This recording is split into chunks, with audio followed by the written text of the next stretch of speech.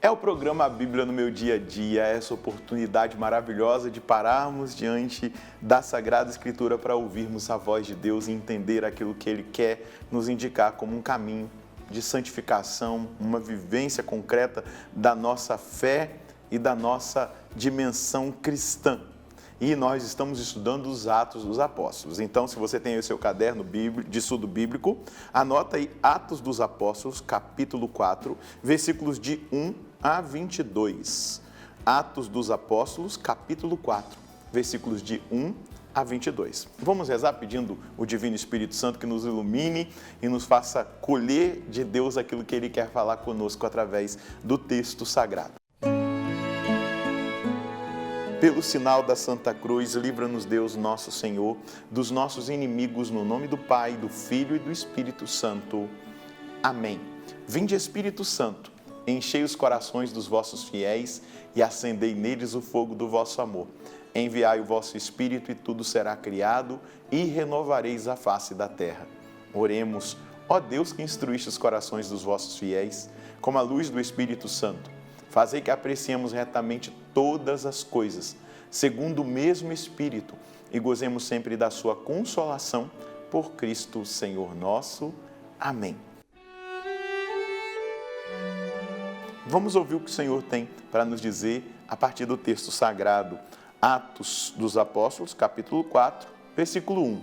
Pedro e João ainda estavam falando ao povo quando chegaram os sacerdotes, o comandante da guarda do templo e os saduceus.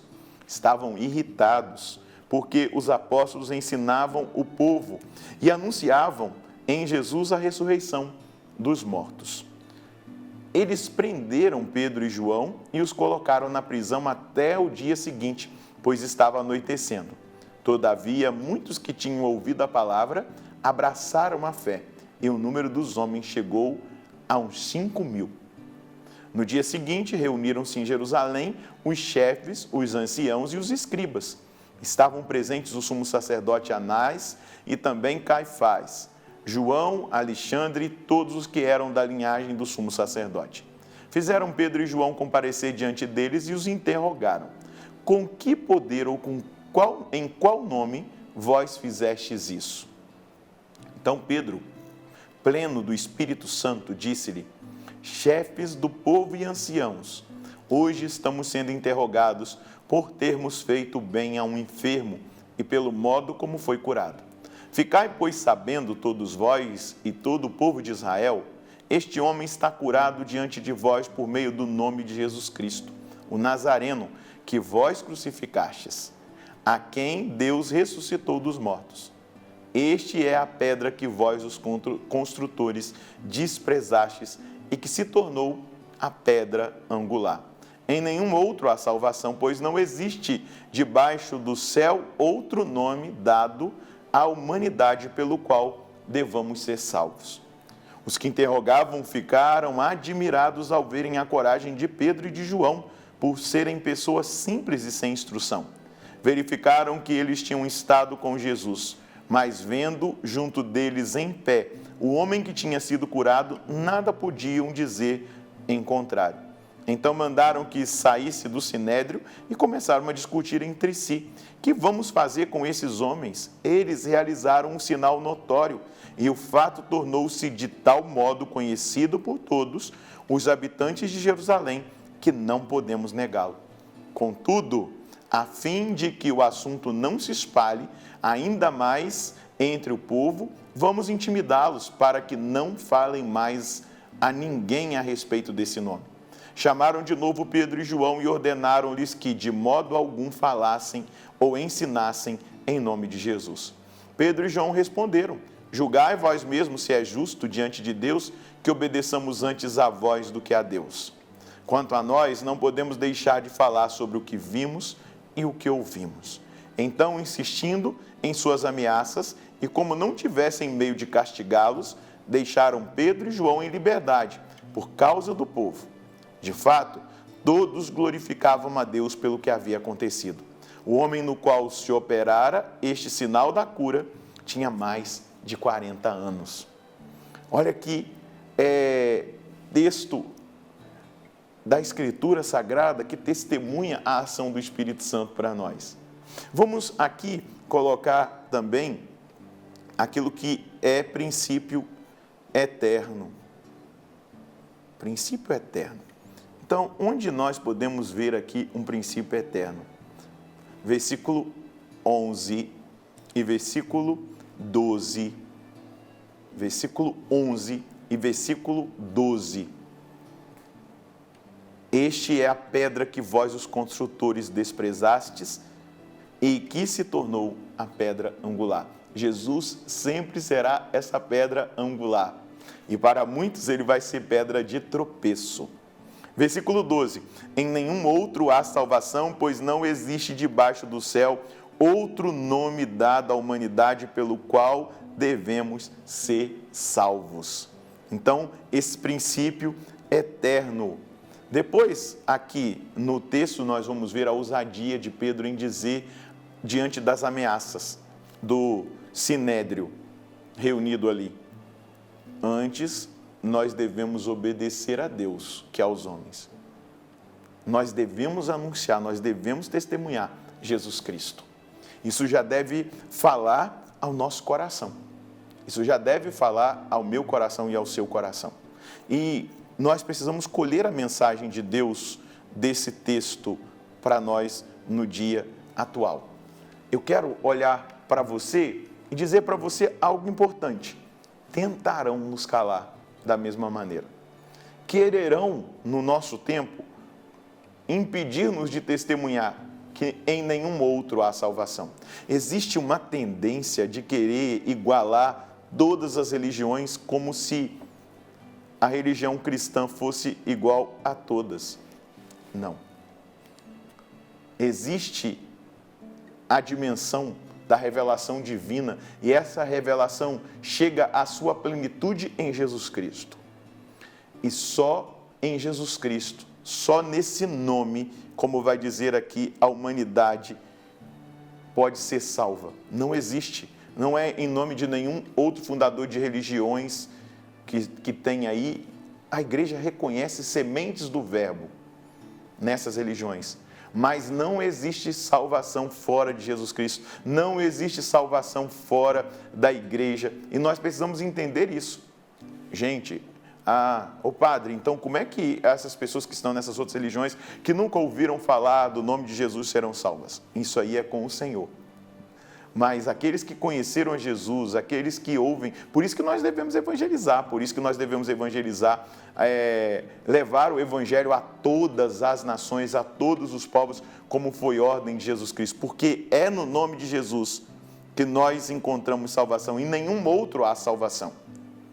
É no ensinamento de Jesus, é no evangelho. A gente dialoga, a gente acolhe, a gente ama, porém, nós não podemos abrir mão da verdade. E essa verdade hoje, ela nos custa. Bento XVI, na sua última biografia, escrita pelo seu biógrafo, aquele entrevistador que o entrevistou no livro Sal da Terra e depois no livro Luz do Mundo, e foi muito presente na vida do cardeal Ratzinger e depois Bento XVI, ele reafirma que existe um credo anticristão sendo professado pelas esferas sociais, das sociedades, poderes desse mundo. E aqueles que não professarem esse credo anticristão, diz Bento XVI, eles serão excomungados da sociedade. Em nenhum outro há salvação, somente em Jesus Cristo. Essa é uma verdade de fé, esse é um princípio eterno e é onde eu e você devemos colocar o nosso coração, é onde eu e você devemos compreender. E qual é a mensagem de Deus para mim e para você hoje, diante de um testemunho? Aqueles homens do Sinédrio não puderam negar, existia um milagre, foi feito um milagre, uma obra. Aquele homem que tinha mais de 40 anos, que era coxo, estava curado, e ele tinha sido curado pelo poder do nome que salva, porque a cura, o milagre, a libertação está dentro do contexto salvífico. Deus salva, são sinais messiânicos do poder do Deus que também age nesse mundo, neste tempo. Em nenhum outro há salvação. E o que é a mensagem de Deus para mim e para você hoje? Não podemos negociar a verdade, mesmo que tenhamos que pagar um preço. E esse mesmo Bento XVI vai dizer que talvez nós não experimentemos o martírio de sangue como os apóstolos experimentaram, mas nós já vivemos o martírio da reputação se nós somos fiéis a Jesus Cristo, ao magistério da igreja, se nós somos fiéis aos valores do reino, se nós vivemos aquilo que é a vontade de Deus para nós. João e Pedro disseram aqui no versículo 19, julgai vós mesmos se é justo diante de Deus, que obedeçamos antes a vós do que a Deus. Julgue aquilo que tem tentado ser imposto sobre nós com essa visão. Jesus veio para nos libertar, para nos fazer homens e mulheres livres, no livre-arbítrio, na decisão que cada um de nós tomarmos. Quanto a nós não podemos deixar de falar o que vimos e o que ouvimos. Então, pagar um preço. E o preço, vai dizer Bento XVI, que já acontece no nosso tempo, é o martírio da reputação. Mesmo que você seja excluído, excomungado por uma sociedade que professa um credo anticristão, permaneça firme, porque em nenhum outro há salvação, pois não existe debaixo do céu outro nome dado à humanidade pelo qual devemos ser salvos. Seja fiel a Jesus Cristo. Mensagem aqui para concluir: seja fiel a Jesus Cristo. Eu vou ser fiel a Jesus Cristo. Amém. E essa palavra, ela nos conduz à oração. Senhor, hoje, provocados pela sua palavra, nós somos impelidos a olhar para a atitude de Pedro e João, que não negociaram a sua fé, não negociaram o seu nome, não negociaram, Senhor Deus, aquilo que o Senhor confiara a eles. E até causou admiração no sinédrio que os julgava, porque eram homens simples e tinham ali uma teologia orientada pelo Espírito, mostrando exatamente aquele que tu és, o Messias, a salvação que não há fora do seu nome e da sua presença e dessa estrutura estabelecida pelo Senhor, que é a Santa Igreja. E hoje, Senhor Deus, provocados pelo testemunho de Pedro e de João, nós queremos pedir ao Senhor a graça de também não negociarmos a nossa fé, não negociarmos as nossas convicções, não negociarmos aquilo que o Senhor mesmo nos entregou como fé, como bênção, que é a palavra, como doutrina, que é a doutrina da Santa Igreja, a doutrina moral, os compromissos que nós precisamos ter, os valores inegociáveis da nossa fé, nós não podemos negociar.